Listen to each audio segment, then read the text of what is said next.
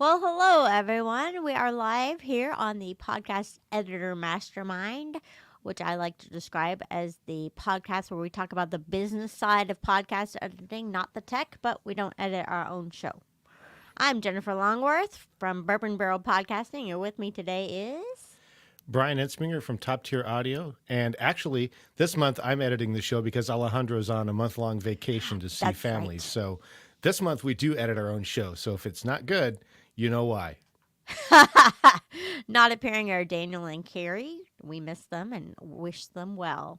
So we're doing something a little bit different this week.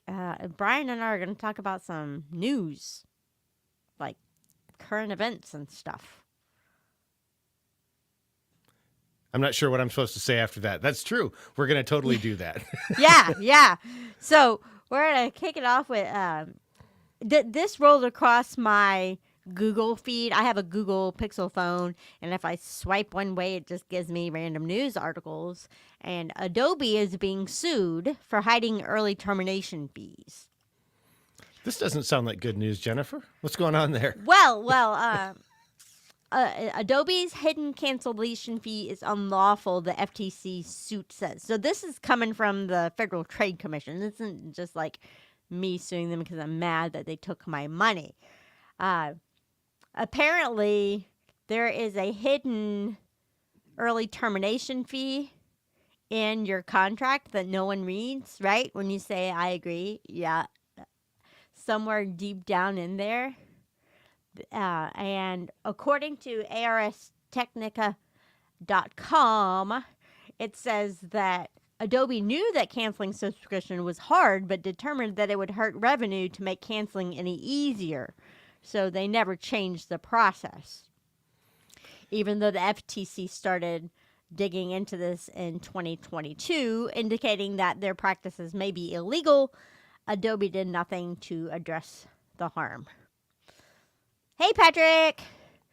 Adobe also provides no refunds or partial refunds to some subscribers who incur charges after an attempted unsuccessful cancellation. Also says that cancellation fee allegedly used as a retention tool. And we know this from canceling cable and stuff too. It's like, oh, but if you stay, ... So. Yeah. So I read through this a little bit. Because I didn't have any idea before you shared it with me that this was even going on. I've never been an Adobe user other than I think years ago I might have tried Photoshop or something like the free version back when they had one. I don't even know if they do anymore. But it looks like essentially what they've done is they've moved the notice about cancellations into basically what would be sort of like an exhibit in a contract. It's like a separate page on the website that only pops up if you click the link that Adobe knows that nobody clicks to read the additional terms and service. And then it shows up as part of the cancellation process. And they have apparently also a convoluted process. If you want to do it by phone, it's the typical cell phone contract type where you call and you talk to a person, but they don't have the authority to let you go. So then they transfer you. And after holding for 17 hours, I made up the 17 hours. After holding for a period of time, you go to another person and you have to start all over. Like, what's your password? What's your PIN number? What's your name? Why are you calling today? Oh, I can't help you. Let me send you. And it's like a series of that, just getting bounced around until the phone hangs up on you and you call and do it all over again is what it sounds like. I think for me, one, this is a little bit concerning if I was to switch to Adobe. And what I understand is that this is only in the initial year contract. So after that, I think it converts to month based on what I read. I don't know if that's true. So there would be a concern there. But the other thing that got me thinking about this is I wonder if some of the ways that we write our contracts might also fit into this by making it potentially hard for people to cancel services with us. And while I hate to see a client go, at the same time, it's got me thinking, are there things that I do with my contracts that might be similar? I don't have multiple people for them to call. I don't think that I have any hidden, I don't charge a cancellation fee. I do like a minimum term, but I also have like a 30-day out clause. So it's basically like, you can get out if you want to. I don't know, Yeah. Jennifer, what were the things that you thought of as you were going through this whole Adobe, how does it affect podcast editors thing? Well, I am an Adobe user, and I'm just glad I've never had to try to cancel. And if it ends up being getting a class action settlement, I'm going to take my money and be happy. Those were some of the things. I don't know if it's going to go that direction or not, but I've been using Adobe for quite a few years. And I've moved up and down levels, but I've never, I guess, never tried to totally cancel, or else I would have known about this before. And I would have been like, oh my gosh, I can't believe you're trying to charge me that much. But I think I saw Patrick is on as well. So Patrick, I think you're an Adobe user.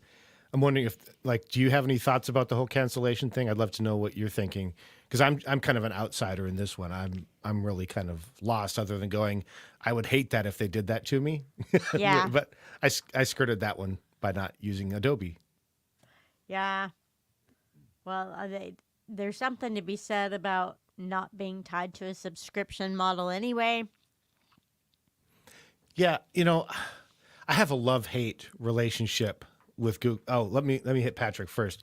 Patrick says that he was Googling it. He was not in the know. So I think to Patrick's point, if you're listening or watching, you're watching now or listening later, in the show notes, we'll have some links that we used to do our research. You're welcome to check those out.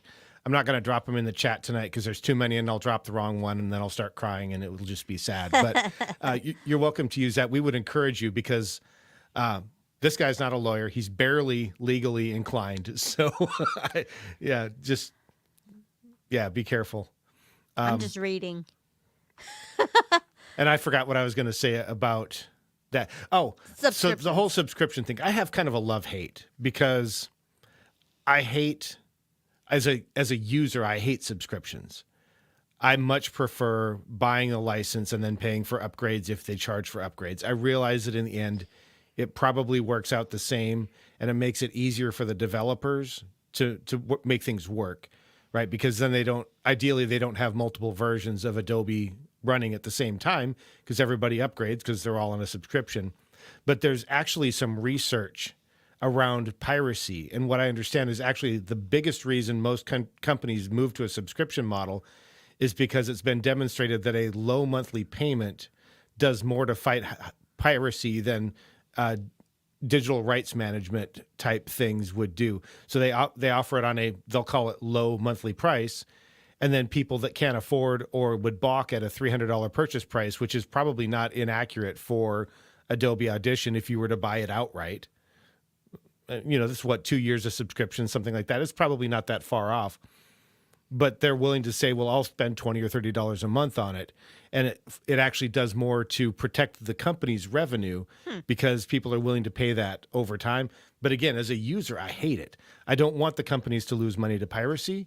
But also, if I bought the software, I don't want to have to wonder, if I have a lean month, am I going to lose the key piece of software that makes my business possible? But as someone who now has people paying me on subscription, I kind of like getting their money every month. Yeah, and if they cancel, they'll stop getting your services, right? Right.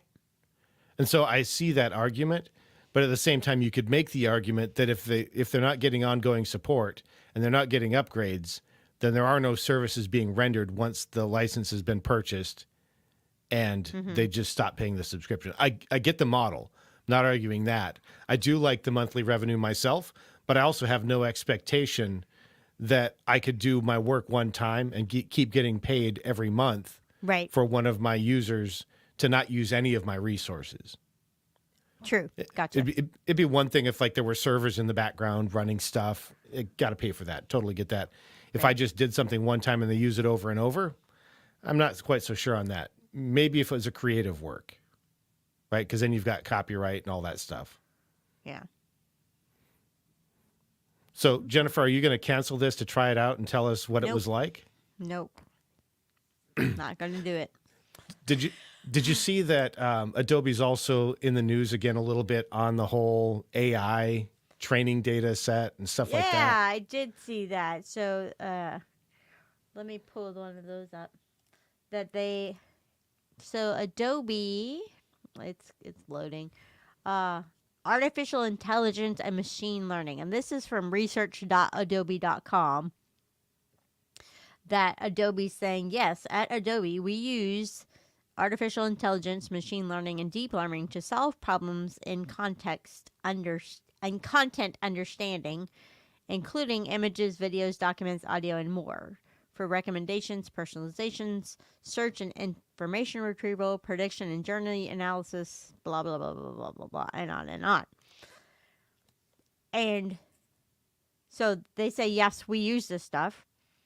And then folks are saying, you have two things you sent me here. One says that yes, they're Yeah. using whatever is stored in the cloud can be used to train their generative AI, and other things say no, that's not true.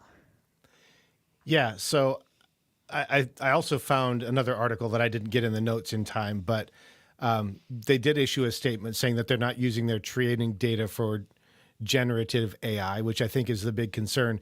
I think what's going on here is that they're using machine learning and AI to understand how users are using the product and to further tune the product. But I think there's a fine line there between using that information to develop and tweak tools. Because I think about like the Adobe, what's their editing software? Not Audition, but the other one. Premiere? No, their online only editing tool. Adobe Studio? Podcast. Yeah. The one where you can edit the transcription or something, kind of like Descript. I think there's going to have to be an element of AI in that, right? Because it has to recognize voices. The thing about this that concerns me a bit is, and with their statement coming out, as long as they stick to their statement about not using it for generative AI, I think that's reasonably good. But I'm concerned about security, right? I don't use any of their products, but if I had a client who is providing me with content, some of which is going to hit the cutting room floor, think about, I forgot the guy's name. We had a guest on who was editing for financial institutions, and there were some strict rules about what could and couldn't be in the final episode. What if Right. some of that content from an episode that was supposed to have been cut was captured by a generative AI training algorithm? So I've got some concerns about that, but I think the big thing is to be aware as an editor whether the tools that you're using, like how they use AI and how they're training. Could your client's information end up being part of a training data set without their permission? Could this kind of gets in the weeds and maybe it's a little bit draconian, but could the way that you set things up for your workflow become part of a preset that they create so now all of your competition has access to the same thing? So I know of a few people who consider their workflow a competitive advantage, whatever that is. They won't share it. They've got a special thing in mastering or in processing or whatever that they won't share with anybody. What happens if that becomes part of a preset now that's not attributed to them? They don't get anything from it. And now all of their editing competition has at their fingertips exactly what they do. Hmm. I know the software that I use, Hindenburg, has been very clear that they don't keep or store any user data. Even when they brought in their whole transcription thing, they were really clear. All this happens on your computer. None of this is sent off anywhere for anything. So your show, because they're dealing also with like news reporters, right? Sometimes news reporters are interviewing people who can't be named. That would be something terrible to send off to, I'll pick a rev.com, and then discover that they were using that as part of a training algorithm. And then the Justice Department found out that that was available data that was in there, sent a subpoena. Now that stuff's out in the open. Like, I get the concern there. What are you thinking about, Jennifer? Ooh, that when it comes to AI, there's so many different things to consider. I mean, it's plagiarism if you use generative AI and claim it as your own. Is my stuff being stolen? Is my stuff being repurposed? Is it how far does this go? you know. Right. And that's really a big challenge because as a user, right, I use Cast Magic, which I know is using the GPT 4 point something, and I've got some concerns about that, like some ethical concerns. I know that it's been deemed as not illegal for them to have that training set as of right now. But it does make me wonder because I don't really understand the lineage of what was used to train that algorithm. Because let's be honest, it's just a bunch of data with some algebra thrown on top until it gives you a result that sounds reasonable, right? It's not actually smart. But that's a concern. That's Oh a man. concern for me. I'm not dissing it, but that's the reality. It is not an intelligent thing. It is only a bunch of machine learning and algebra thrown on the top that says these word combinations generally fit together within this context. But it does raise some concerns because I like having access to the tool. It saves me time and money. At the same time, at some point, is it going to be determined that the lineage of that data set is suspect?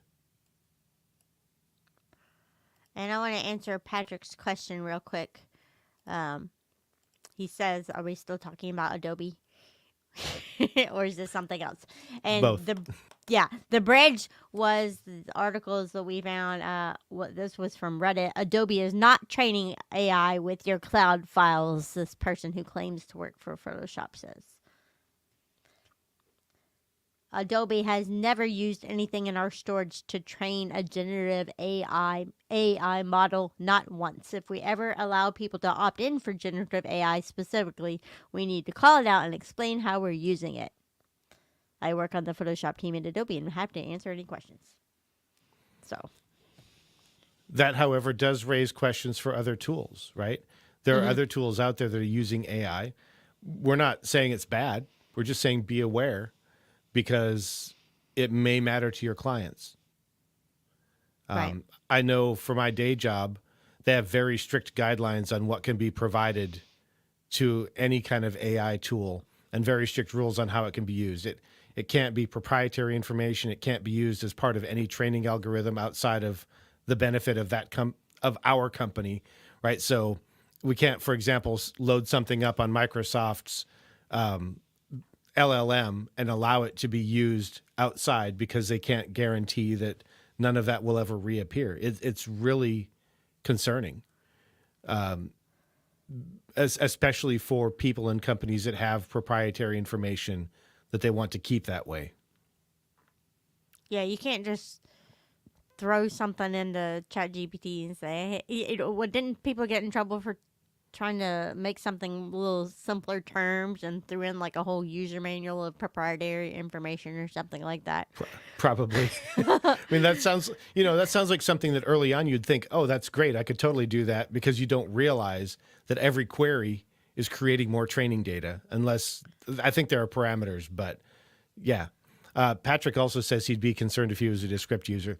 I didn't want to call it any usernames or company names myself, but that's one that I'd be concerned about. And I think, there are some other tools out there claiming to do similar stuff. I'd be a little bit concerned about that. I am transparently a little bit concerned about Cast Magic, not for any of the shows that I'm currently working on, but if I have a show where the host is concerned about that, that's probably something where I would want to outsource the writing rather than using an AI tool. Yeah. You taking notes there, Jennifer? I'm asking ChatGPT how to use it best. No, I'm just kidding.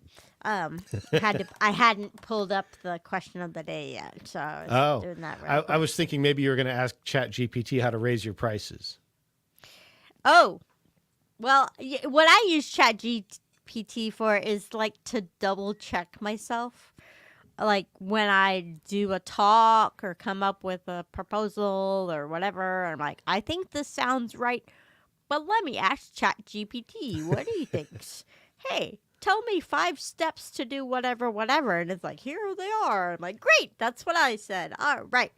And so I'm not using it to like generate ideas for myself. I'm like double checking and making sure I'm on track. That's how I use ChatGPT. Or to kill time and write limericks when I'm bored. Let's not do that on the air. I'm concerned about what might come out. So I think a couple weeks ago, actually about a month ago, we did talk about you raising your rates, right? Because Yeah. you've got an influx of clients. It's more than you can handle. You've realized you have to charge more to pay for your contractors. So how's that going? So I have quoted the rate twice, the new rate twice, and the first one, they told me up front even before I quote them, we're not ready to make a decision yet. We're just gathering information. Mm. But they didn't go, oh my gosh, I can't believe you're charging that either, after I did give them the number. And they have opened the proposal more than once. So that like tells me that maybe they're still discussing it. And then this... Or they're showing everybody, all their friends, you can't believe what they're quoting us. Can't believe this. I'm like, It's so low. I know, right? It's still low, but it's better than it was because I literally doubled my 30-minute rate. Literally doubled it. And the 60-minute rate, close to doubled it. Didn't quite double it because, anyway. So you shared your rate twice. You told us Yes. about one. So the second one, she said yes to the new rate. Awesome. I think at this point, out of a sample size of 2, 50% success rate sounds pretty good.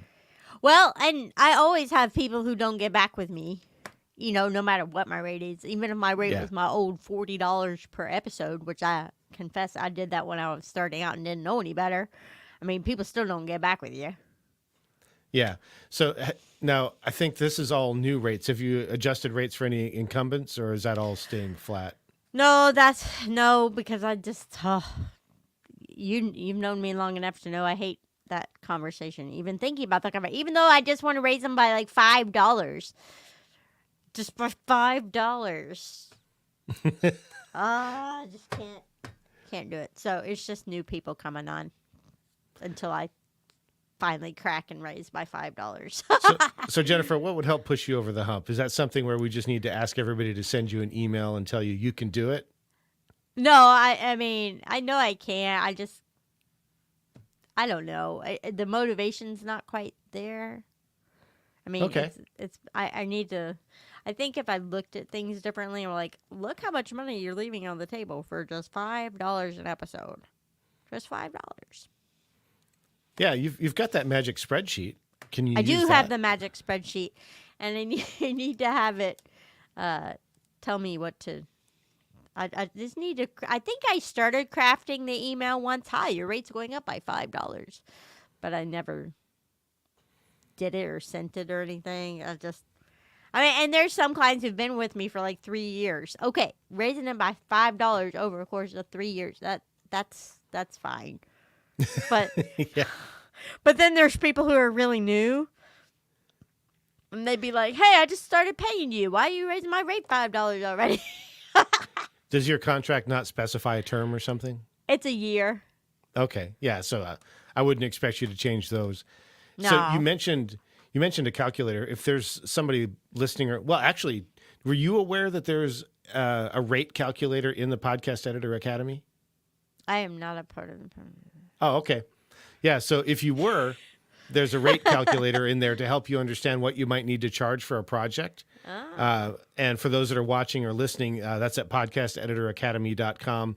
I have an affiliate link. That's not it because I don't remember it. So if you're interested, go sign up. I think there's still a free trial. And check and see if your rates are going to get you to your financial goals because that's a big deal. Well, my old ones were not.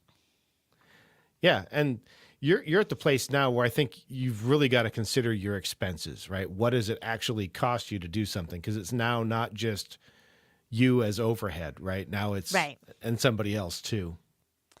Yeah, I've got 3 sub-editors, and then I have a lot of people who saw me in the Podcast Editor Club say I had an agency who want to work for me, but I'm kind of picky at this point because I haven't filled up the 3 people I have. So yeah, I'm not wide open. I just asked someone like, "Oh, are you an editor? I have an agency," and then I got DMs, emails, comments.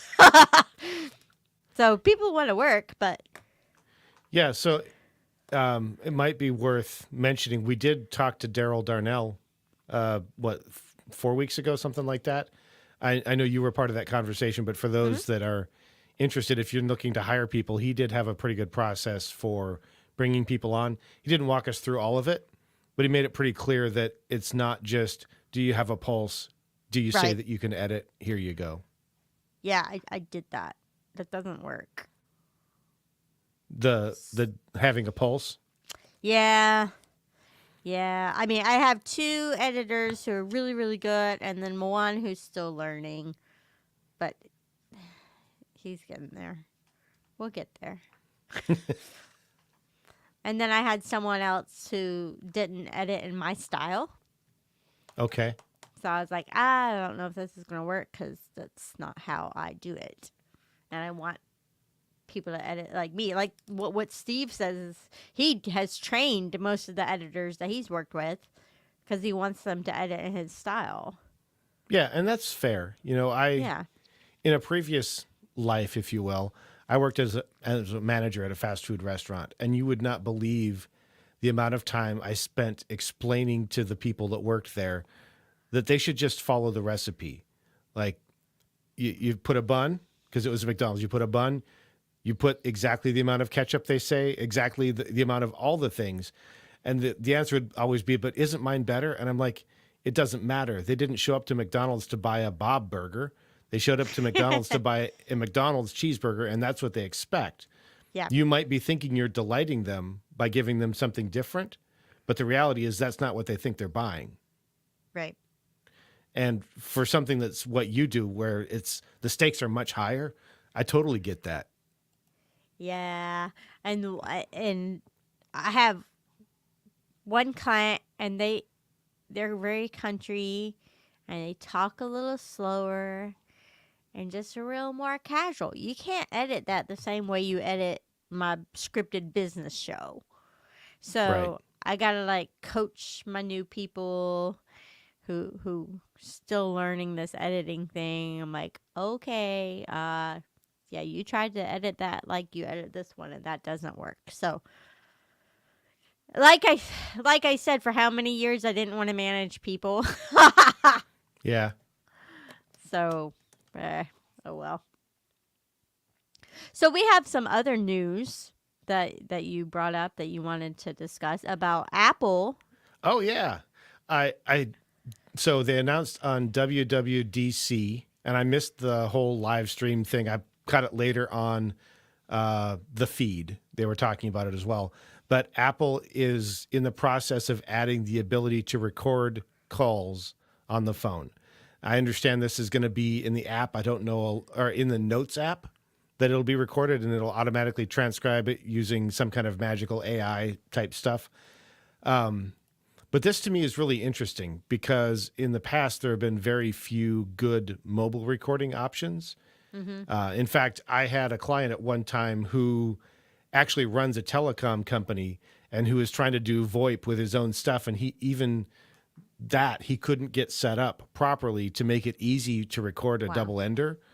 So I'm interested to see how this turns out. Not because I think that you're going to get studio quality out of it, but I Right. wonder what this does for that guest who just can't be bothered to do anything but call in. Maybe somebody who's on tour or something like that. They don't have access to good internet, but a phone they can do. I'm wondering what that'll be. I've got some concerns, right? Are you going to get two tracks or one? Probably one. Probably Is it one. is it going to sound like a high quality phone call or a low quality phone call? I don't know. But I think it's something to keep our eyes on, especially if we have, once we understand what the quality might look like. And I don't have the fancy phone that it'll work on, but once we start to understand that, if a client does, what happens if it's better than Zoom? Oh, if it's Right? better than Zoom, what do you think has gonna Because happen? Zoom is almost the de facto answer for anybody who thinks it's too hard for a guest to fire up a Chrome web browser and connect. Right. And if this is better, could that end up being a better solution? I don't know, but I think it's something to keep our eyes on. Are And you an then Apple user? I am an Apple user. I've got actually my iPhone is my camera right now Okay. because I'm lazy and plugging it in works, and I like that. But I think it's something to keep our eyes on. Either for good or bad. I don't know which it's going to be, but I can almost guarantee that at some point it's either going to be a solution that a guest is considering or should consider. And it says this will only work on iPhone 15 Pro, Pro Max, and any future AI compatible iPhone models. Yeah, it won't work on mine. I'm on a 14. I knew that wouldn't happen. So a But regular iPhone 15 or older won't get access. right. And my assumption is, since I'm an Apple person and this is brand new and just announced, it's probably been available on Android for like 20 years and I just don't know about it. I've never tried. I'm an Android person. I got a Google phone. I don't know. I haven't tried. Maybe. I don't know. I don't know. I mean, Jennifer, what do you think? Like, does that sound like something you'd ever want to have your clients do? As a host, I hosted a show 5 years ago for someone, and we had a guest who just could not connect. And we had to do some kind of workaround. I don't know if we used Ringer with the app on the phone or if it was something else, but this might be handy. If as the host, you record yourself on your real mic, Oh, that would be even better. it might make could be. editing a little more challenging, but at least the host would sound good, and then you get the whatever from the Yeah. guest on the phone, and then put those together if you could do that. I was once a guest on a show where the host used an actual telephone conferencing service Wow. to place the call. And the sound was actually pretty atrocious. Like it was about the worst possible phone call you could imagine. Not like huge background noise, but just like heavily bandpassed, heavily compressed, exactly what you'd expect out of a conferencing service. The only saving grace was that the host sounded as bad as I did because Right. they recorded both sides the same. Right, but I like the host to sound good. I do too, especially if it's me because I'm. Ah, vain. well, true. But thinking about talk radio, the host always sounds good, and then the caller's calling and they sound like they're on the phone. Yeah, Okay, same type of thing. So the host, I think the host needs to sound good. I agree. Best they can be. So if you did this phone call thing, if you were able to record your own side, that would be good, I think. So you have currently like I think 600 clients or something. Yeah. Have any of them asked yet about video support on Spotify? Because I saw that they rolled that out maybe a week or two ago. No, because if you work with me, you don't host on Spotify. No, this is for shows hosted elsewhere. Oh, okay. Well, I only have like 2 people who do video, so no. Okay. Yeah, so this one is interesting. I'm not super far into the details, but they have apparently added the ability for a show that's been added to also have a video component. I think, if I understand correctly, you still have to go to Spotify and manually upload the video. And my understanding, at least for some early testing by somebody else, I think it was Pod News tested it. If you upload a video, even if they're playing the audio version, the video audio is what plays every time after that. So I'm not quite clear on that, but it looks like that might be. It sounds like there are several people that think that might be Spotify trying yet again to get away from open RSS feeds and move to more of the YouTube we only serve it up ourselves model. I don't know yet how that's going to shake out, but I was wondering if you'd had anybody ask about it. I have not, because the people who do video with me do it because of YouTube. They don't do it because of anything else. They're not thinking about the other things. They're just thinking YouTube or shorts and reels. And do you have a lot that are doing video, or is that still pretty small? That's still pretty small. Do you have any that feel like they have to do video and they're just not good? They just can't, like they feel bad that they can't get it done? I have 2 clients that are what we call video first. Okay. And the one guy, not those two, he started audio and then was like, "Hey, we could do video too because I have a YouTube channel." And I'm like, "Ah, okay." And then I have another client who I'm not sure why she got into video, but she did. Hmm. I don't know. Okay. I've just been wondering because I keep hearing sort of both sides of it. One is you need to do video, and the other one is actually you don't. So don't let it hold you back. I was just wondering if any of your That's what clients I deal with that. say. That's what I say is no, you don't. Don't let it hold you back. But if you want to, just stick up a camera and go. Because what the statistics say that people are more likely to listen to the whole thing if it's audio only, but they won't watch a whole video. That's been my experience as a watcher, as a creator, and based on the research. Some of the research is maybe 2 or 3 years old, so it could be a little bit out of date, but that's what I've Okay. always seen. I can't remember where I saw it. I need to find that up again because I tell people that all the time when they say, "Do I have to do video?" I say no. And I also heard like the top podcasts and Apple Podcasts don't have video anyway. So, No, I mean, I think some of that is maybe a little bit of a self-fulfilling prophecy in that Apple does do video, but they don't make it easy to find the video only podcasts or the video first shows. It mm, doesn't have its own special landing page that I've ever found. right. So, as an example, I wanted to find some podcast apps, just sort of check and see if they support video. And if they do they support actual video, or is it just strip the audio and just take the video and play the audio? And I had to go find a show that I knew was video so that I could go find it in Apple Podcasts to make sure that I was using the right show, like that kind of thing, rather than just going, show me a podcast that's video, because all that Oh, gives you is a bunch of YouTube links now. Thank you, Google. yeah. Well, yeah. So also on Spotify,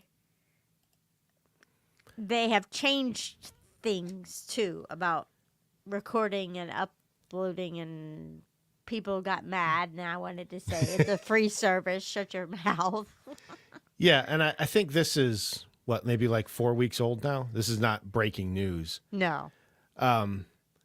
And I've kind of gone through a couple of different cycles. I'll call the first one the I'm a jerk cycle, and the second one is maybe I'm a little bit concerned. So the I'm a jerk cycle was exactly what you said. It's a free service. If you're serious, just shut up and use Riverside like they're telling you, or Descript, or something, like use something like that. But the other part of it is I'm going, will this be the straw that broke the camel's back for some shows? Probably so. That they can't do it all in one place. Or they're just not willing. They're just, it's just one more hoop to jump through. They're not willing to jump through that final hoop. You know, I get it, because not all of us have the benefit of 10 plus years of working in audio like you and I have, right? Right. And some of them, like me, like you, are balancing a job and a show and other things in their lives. And maybe they don't have the bandwidth to now go through that. I'm assuming there's extra money to be spent. I don't know. Maybe they've got a freebie going on. Would that be enough to push them over the edge? And is it sad to see a show go? Maybe a little bit. Yeah. I can't say whether all I think in my mind there's an assumption, or there was an assumption, that if you're using Spotify's tools, your show is probably garbage, right? Right. You're not willing to invest anything in it. But that's not always true. Right. Not every podcast is is Wayne's World in the basement, right? Some of them are good, and they're just doing it on a really tight budget because they don't need to pay for stuff. And I would hate to see those shows go away. Not because I necessarily am listening to them, but Right. somebody might be. And is that a market that then doesn't get served? Maybe so. I don't know. I don't send people to Spotify for podcasters, so I don't either. But again, it's not that I'm trying to necessarily discourage people from using it, but I've had, and I continue to have, a little bit of the perspective that if you can't afford $20 a month for Libsyn or Blueberry or Captivate, I mean, they're all in that 15 to 20 range typically. You probably can't afford me. Right.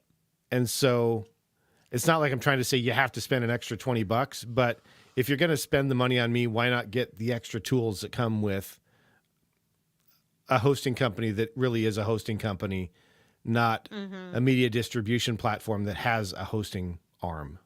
Right. I'm willing for somebody to talk me off the wall if you disagree. Like we can have a discussion about this. It's not like we think Brian's right.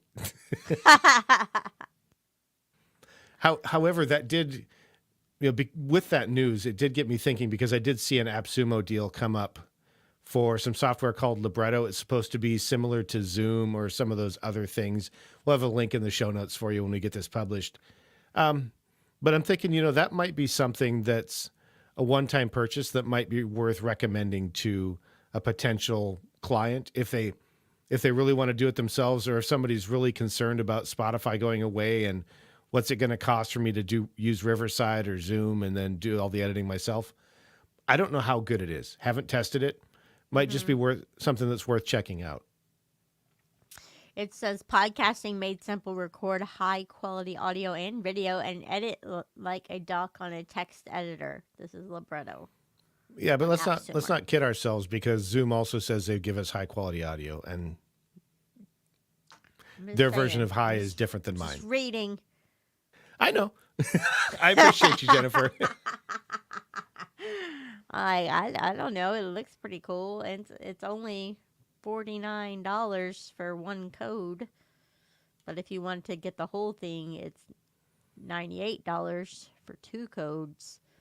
Yeah. So you have it. Yeah, it looks like if you want really good audio, get the 2 codes. Yeah, and I looked at that. I'm just not in the position right now to spend money on software that I literally don't need. Because it would totally be me just going, I wonder if this is going to turn into something.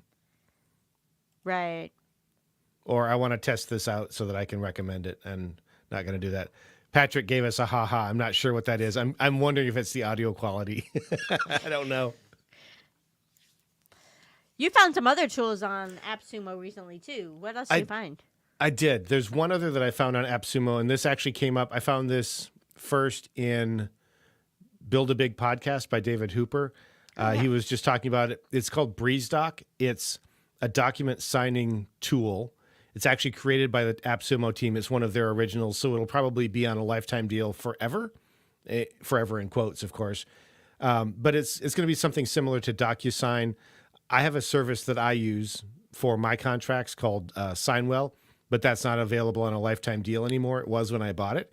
But if you need to do contracts for clients, if you need to do guest agreements for your guests, or if you have a host that you're working with that needs to do that, this might be worth sending them to, because you can upload a template, you can define who needs to sign where, and then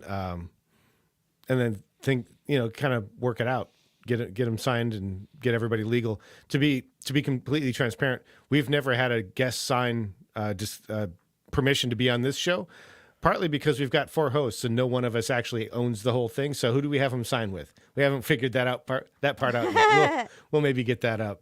And Patrick says he's still thanking me for the tip on DX Revive. Well, Patrick, if you want to spend some money, I'm your guy. I can tell you all the things that I want to buy and haven't, but I don't want to spend your money frivolously. But yeah, that was one that's worth, I think, checking out, especially if you don't already have a contract solution. If you're using Dubsado or something like that, it's probably not a value add. Yeah. And then under tools, you also have episodes.fm. Tell me about that. Yeah, this is great. I actually heard about this one on the Podcasting 2.0 show, but it actually has nothing to do with Podcasting 2.0, so don't think about crypto or anything like that. It's just a tool that you can use to share your show that has all the subscribe links already built in, and it actually selects what's available based on the device that they open up. So if they open up on an Android device, it shouldn't be showing them all of the Apple-only tools, but it's got a ton of different apps, and you can share either the show or you can share an episode from the show. It has a player so they can click through right there, and then they've also got the subscribe. And the way it's set up if you click through once and you choose an app, you can set it to default. So anytime you get one of their links, it'll just gotta automatically go to your favorite app. It'll just redirect. This is an example of how I wish the really cool embedded player from Captivate would work.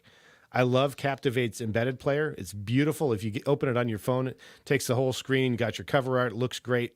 Click play, it's right there. But if you want to subscribe to the show, you click the three little buttons, then you click the follow button, and it's hard from a subscriber standpoint. This kills it. It's super cool, totally free, at least for now. I've already recommended it to a client. Just going, hey, if you want to make it dumb simple for people to find the show and subscribe, share this link. I understand the whole share your website for SEO stuff, but if you want to make it easy for people to subscribe, I've not found a tool that makes it easier. Super slick. Doesn't matter what app they're using.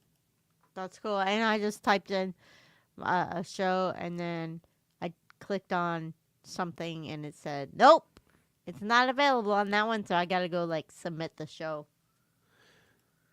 Yeah, I think it pulls from the Apple directory, but I'm not entirely sure on that. I don't know anything about the stuff behind the scenes. I just know that it works. Patrick asks if it's kind of like pod.link. I think so. I've never used pod.link, though, so I can't answer that. I will pull it up. Now I've got my cookies are getting all confused. I'm going to have to, like, close my browser and restart or something. It's fine. I'll test it again. Okay. But anyway. So you any other fun tools that we need to know about right now, or is that it? That's all I have for right now. I mean, there's always fun tools. And yeah, I mean, if you're listening or watching and you're interested in finding out more about specific kinds of tools, let us know. Maybe there's something that we've got in our toolbox that we don't think about that would be valuable to you, like DX Revive for Patrick. I actually am using that on almost a weekly basis now on one new show that I have that's live recording in a terrible room every week. That's just what it is. There's no fixing it. It's not an audio first experience. It's a live first experience, and DX Revive to the rescue. I promise you. And where do you get that? It's oh man, who is it? Ascentize, I think. Yeah, ascentize.com is the website, and then DX Revive is the tool. They have two versions, an inexpensive version and a more expensive version. I bought the more expensive version because it has more buttons that you can click, and I've found value in clicking the extra buttons, so I use that to justify having spent the extra money, and I hope that I'm right. Okay. So, are you ready for the podcast or the AI question of the day? I am, and it's I'm gonna regenerate because that's terrible. Hold on. Okay, here we go. If you could interview a single inanimate object from history. From history. That's what it says. From history. What would it be, and what would you ask it? So if you can interview a single inanimate object from history, what would it be, and what would you ask it? Oh, man. Inanimate object from history. There's so many directions, because my first thought was characters from books, but those aren't necessarily from history. No, so it has to be like a real thing, I guess, is what it's saying. Oh, man.